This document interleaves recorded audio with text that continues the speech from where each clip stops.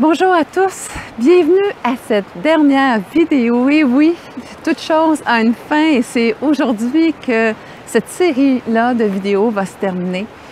J'ai vraiment eu un plaisir de le faire. Merci de m'avoir donné certaines fois la motivation pour continuer avec vos mots, que ça faisait du bien et que vous aimiez ces vidéos-là. Ça a été très apprécié. Et j'ai pensé de faire un petit peu un survol et aussi te passer un message des plus importants. C'est que tu as toujours été la solution. Il n'y en a pas d'autre.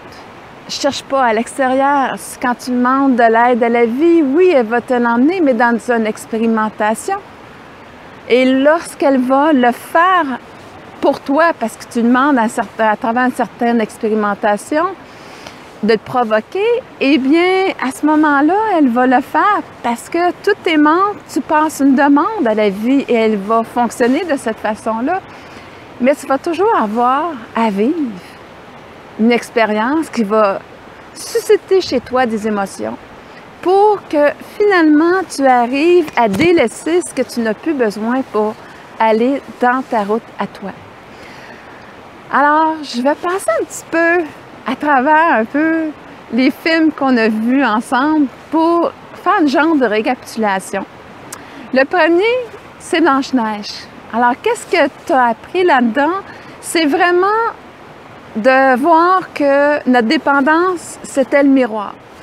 Et la reine, c'était justement notre côté de notre ego qui était dépendant au regard des autres pour être aimé, pour avoir l'attention, être admiré, sentir que j'ai la valeur. Et surtout que ce n'était pas de l'amour. Blanche-Neige, par contre, est la partie que tu veux acquérir à l'intérieur de toi. C'est la partie que tu veux développer dans la bienveillance et développer cette beauté-là qui est exprimée par une beauté pure de Blanche-Neige. Mais c'est vraiment juste une symbolique. Donc, c'est ta beauté intérieure, cet amour-là que tu as toi-même. Voici pour Blanche-Neige. Et aussi, souvenez-vous qu'il y a des pièges, comme Blanche-Neige est entrée. Où est-ce que ce côté-là du manque est facilement apporté? Et finalement, bien, cet empressement-là peut faire en sorte que, justement, on se retrouve coincé dans une situation où ce qu'on n'aurait pas voulu. L'autre, c'est aussi de prendre conscience avec Moana. On a pris conscience que justement, il fallait accueillir avec amour cette partie-là de nous qui se sont logés dans l'ego, dans un rôle pouvoir plat, dans des mécanismes de défense, de colère, de frustration, qui, pour combattre l'autre, pour regagner ma valeur, bien finalement, qu'est-ce que je découvre finalement? C'est que il y avait un chemin beaucoup plus facile. C'est reconnaître qui je suis. La personne magnifique que j'apprends à découvrir à travers mes expériences de vie.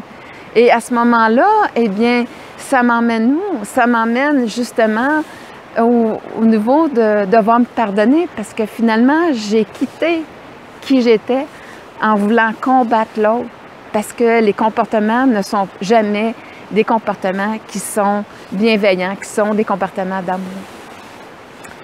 L'autre chose, c'est aussi... En fait, c'est un film que je ne vous ai pas parlé et que j'ai vraiment beaucoup hésité de vous en parler parce que c'est comme un peu délicat. La vision que j'en ai, je vais assumer ma vision, mais ça pourrait déranger certaines personnes, ce genre de vision-là, mais je vous la partage pour le but d'être complètement transparente avec moi, ma façon de penser. Alors, il est évident que pour moi, je crois aux incarnations et en fait, c'est qu'on a un jeu de rôle d'âme et qui fait qu'il y en a qui vont...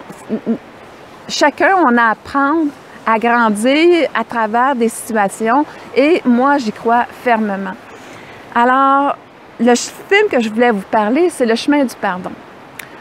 Le chemin du pardon, c'est le Chac et c'est un magnifique livre que j'ai vu il y a des années et que j'ai écouté le film.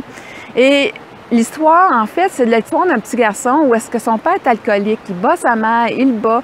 Et à un moment donné, on lui dit à l'église, ben, tu sais, demander de l'aide à Dieu. Et là, lui, il interprétait ça de dire, oui, je vais aller demander de l'aide à Dieu. Et j'en parle au curé. Et finalement, le curé en parle à mon père. Et le petit garçon, il mange toute une raclée. Et là, à ce moment-là, ben, il décide de mettre un certain poison dans sa boisson et il tue son père. Il devient un excellent père de famille, il a sa famille et il décide d'aller au chac. Il décide d'aller partir avec ses enfants. Et là-dessus, il arrête un moment donné, il parle d'une légende d'une princesse qui décide de se sacrifier pour son peuple, pour le libérer. Et c'est le geste qu'elle a pensé faire pour son peuple, malgré que son père ne voulait pas du tout, il n'avait pas son consentement. La princesse y va.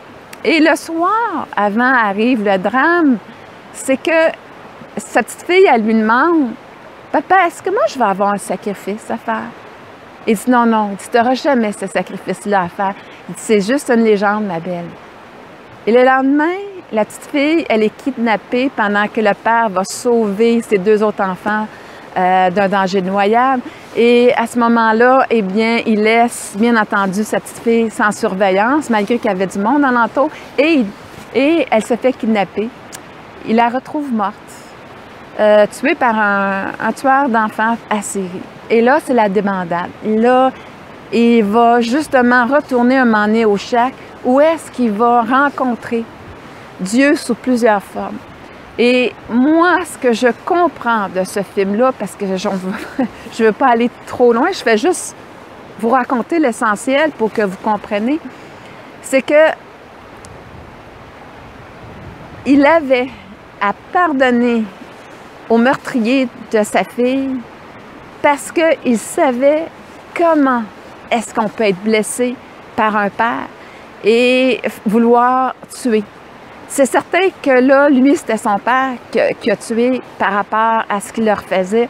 Mais cette colère-là, dans cet homme-là, cette conscience-là lui emmenait à dire, « Regarde, tu es bien placé pour comprendre la souffrance de cet être-là. » Et à ce moment-là, eh bien, on lui demande de pardonner au tueur de sa fille pour faire en sorte que lui réussisse à se pardonner d'avoir tué son père.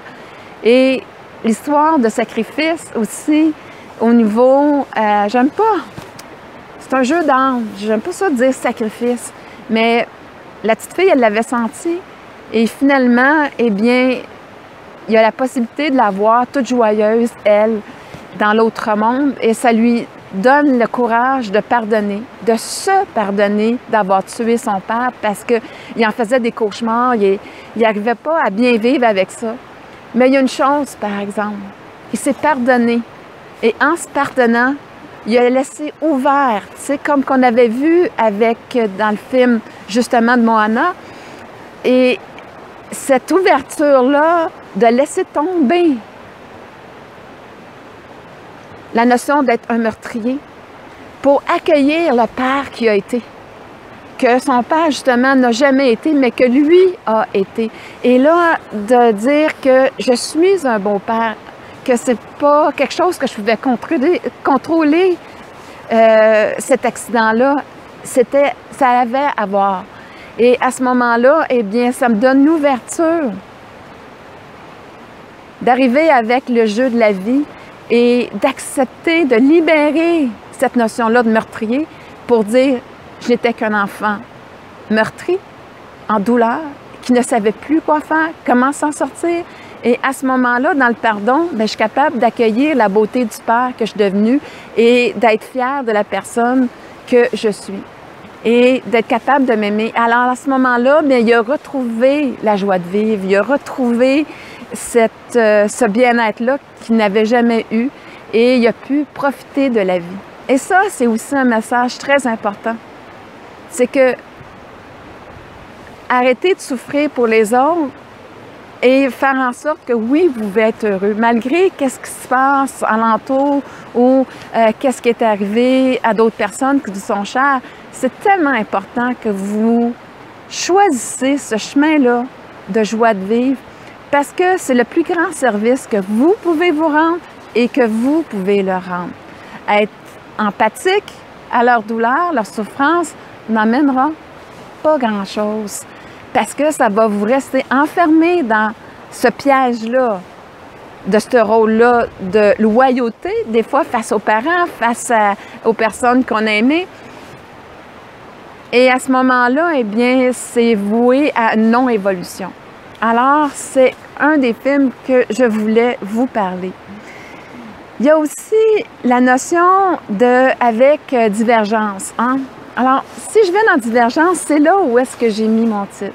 C'est vraiment « Tu es la solution ». Parce que c'est ça qu'elle découvre à la fin. Les divergentes sont supposées d'être personnes qui ne sont pas comme les autres, qui ne peuvent pas les contrôler parce qu'ils ne pensent pas comme les autres.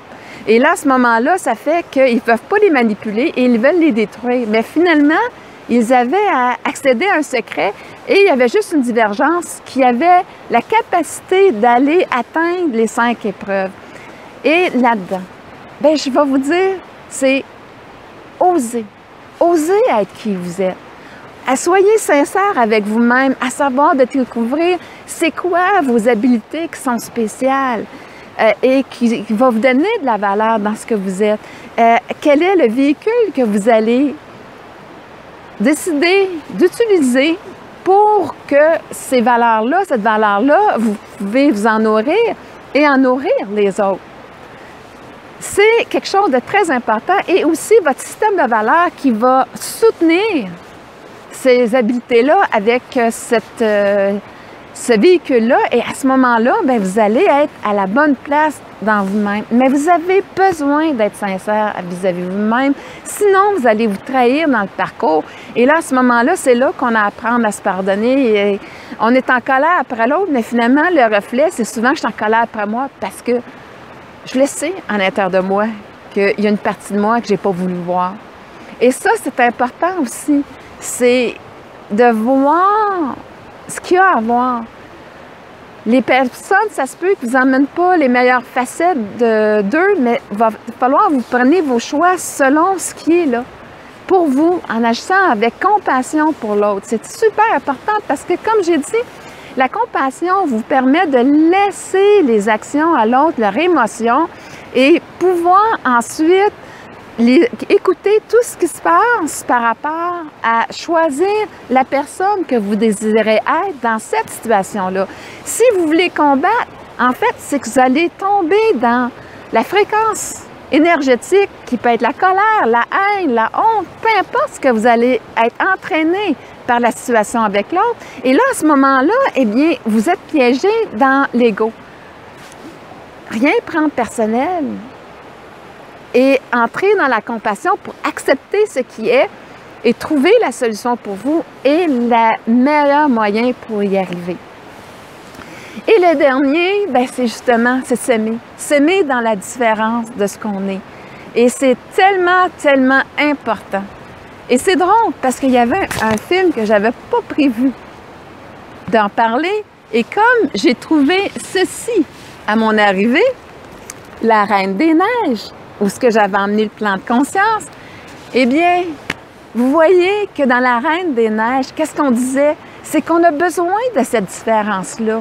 Parce que c'est ça qui fait qu'on est plus fort dans cette différence-là, parce qu'il y a une habilité que j'ai pas et qui fait que les autres me rendent plus fort.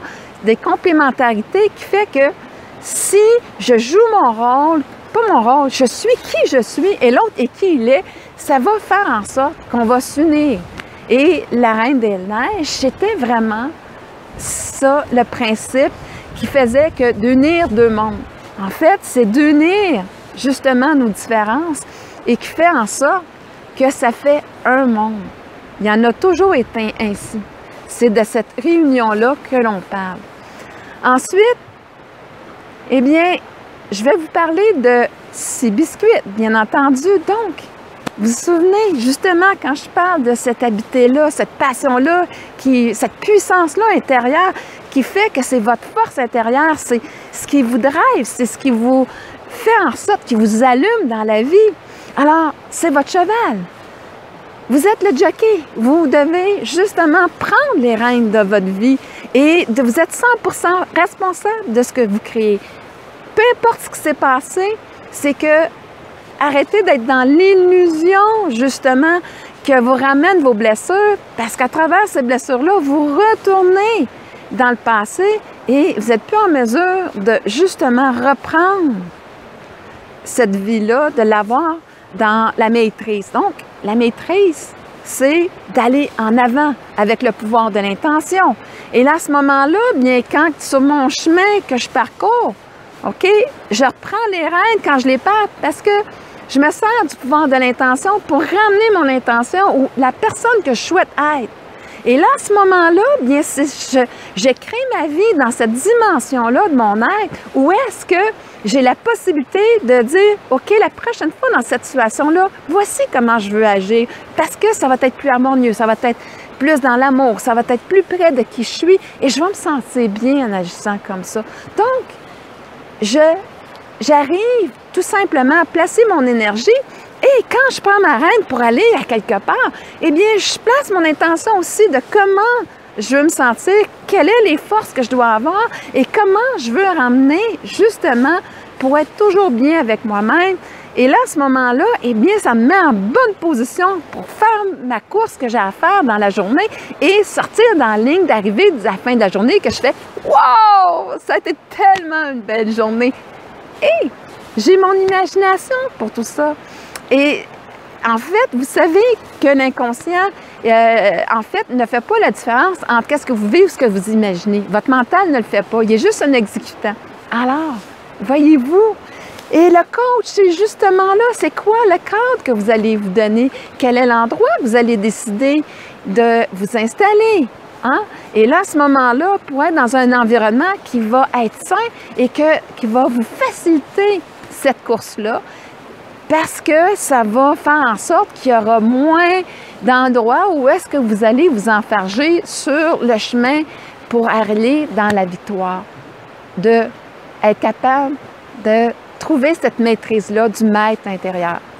Et ça m'amène au dernier film que je vais vous parler pour aller dans cette lignée-là, qui est, je crois que c'est le maître d'armes. Je m'excuse pour ceux qui sont les spécialistes dans ces films-là. J'ai regardé un petit peu, je pense que c'est lui.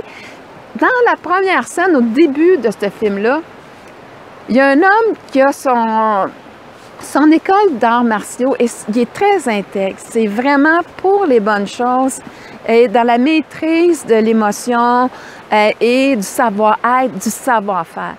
Et quand il va dans l'arène pour combattre une autre personne, il signe un contrat où est-ce que oui, il peut avoir mort et ils acceptent ce critère-là pour combattre. Et là, il est dans ce ring-là, qui est en fait un cercle, et là, on le voit combattre l'autre. Et un moment donné, on y voit donner un coup, et il s'arrête, il regarde l'autre en voulant dire « Si j'aurais continué, tu étais mort, j'arrête ça, tu sais que j'ai gagné. » Et il s'en va. Tout simplement parce qu'il ne sent pas le besoin de tuer l'autre. Il sent juste dans la maîtrise de son art et c'est tout ce que, pour lui, qui est important.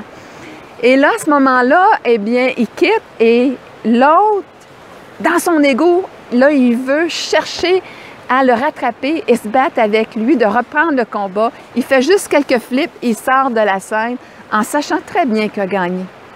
Il n'a pas besoin du regard des autres. Par contre, son fils l'a vu et il a eu une autre interprétation. Il a eu honte de son père parce qu'il ne savait pas la raison d'être, pourquoi il avait fait ça. En fait, je vous emmène tout ça pour deux messages. Le premier, regardez cette maîtrise-là que cet homme-là avait.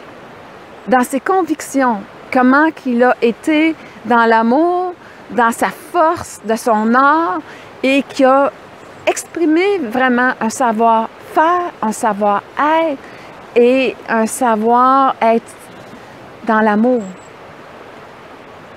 Et ça me fait penser aussi que le petit garçon, avant de juger une situation, mais peut-être aller vérifier avec l'autre son intention. Ça va vous sauver une vie parce que son fils a passé sa vie à vouloir être le meilleur, prouver qu'il était le meilleur pour s'enlever la honte, cet espace-là de honte de son père. Et vous voyez, ça a été une vie que finalement, il est revenu dans les souliers de son père, dans cette notion-là du maître, à la fin de sa vie. Mais il y en a eu beaucoup, beaucoup d'épreuves pour y arriver. Et à ce moment-là, bien, vous voyez, juste de débarquer du jugement et d'aller voir avec l'autre et de simplement accepter sa vision, regarder votre vision et rester, s'il vous plaît, dans l'amour, dans ce chemin-là. Et à ce moment-là, eh bien, vous deviendrez le maître au niveau de vos émotions. Et en ayant cette maîtrise-là d'émotions, bien, vous serez en même d'accueillir la situation et d'agir en amour pour vous-même et pour les autres.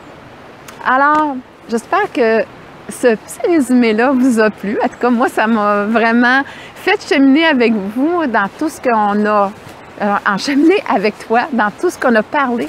Et, bien, écoute, sur ce, bien, je te souhaite vraiment de prendre conscience de tes habiletés, de tenir les rênes de ta vie, de t'encadrer pour devenir ce maître-là. Et le chemin que je t'ai proposé, c'en est un parmi tant d'autres. C'est celui que je connais, c'est celui que j'enseigne. Et c'est vraiment ce partage-là que je tenais à faire à ce moment-ci où est-ce qu'on vit une crise intérieure qui est quand même assez phénoménale. Cette remise en question-là de beaucoup de choses. Et je trouvais que c'était le moment opportun pour justement partager avec toi ce que j'ai appris durant ces 15 années-là de coaching, où est-ce que je suis vraiment... j'ai vraiment voulu un peu plus comprendre les plans de vie, comment ça fonctionne et tout ça, et c'est la conscience que j'en ai développée aujourd'hui. Alors, je vais conclure de la façon suivante ces 30 vidéos-là, en te disant, tu as toujours été la solution. Le miracle que tu as attendu, c'est toi-même. C'est de découvrir que tu es le créateur de ta vie, que c'est cet élan-là qui est unique à toi et qui fait en sorte que lorsque tu en prends conscience, tu prends ta destinée en main avec ce cheval, la puissance, les rênes de ta vie dans ta créativité et que tu donnes l'encadrement nécessaire justement pour arriver à la ligne d'arrivée. Et ça, c'est ta force intérieure. Et tu as tout à l'intérieur de toi pour y arriver. Et ce que je nous souhaite à tous, c'est de réaliser qu'on est tous uniques, qu'on a tous un cheval qui nous est propre, qui est particulier, qui est différent des autres. Puis que si on fait cette recherche-là, ce développement-là, chacun, eh bien, à ce moment-là, on se retrouvera tous à la ligne d'arrivée dans l'amour. Et si l'amour s'installait sur Terre, c'était le sous-titre de cette série de vidéos-là. Et c'est vraiment mon souhait le plus cher. Et ça a été ma façon un peu à moi de vouloir contribuer à tout ce qui arrive en ce moment, qu'on puisse prendre conscience, justement, que même au niveau des nations, c'est le même processus qui est en jeu. Et j'espère qu'on ouvrira cette conscience-là pour que finalement, on comprenne que si on était tous dans l'amour, il n'y aurait pas de virus, ça ne pourrait pas nous atteindre. Et c'est vraiment ce que je nous souhaite à chacun. Alors, je te souhaite une bonne course et d'arriver le plus vite possible dans le fil d'arrivée qui est toi-même, de retrouver cet amour-là pour toi-même et toute cette belle réalisation qui t'attend et que je suis certaine que là, tu vas trouver « Wow, la vie est magique, je suis incroyable et mon Dieu que j'aime qui je suis ». Merci pour ces 30 vidéos-là passées ensemble et je vous souhaite vraiment le meilleur.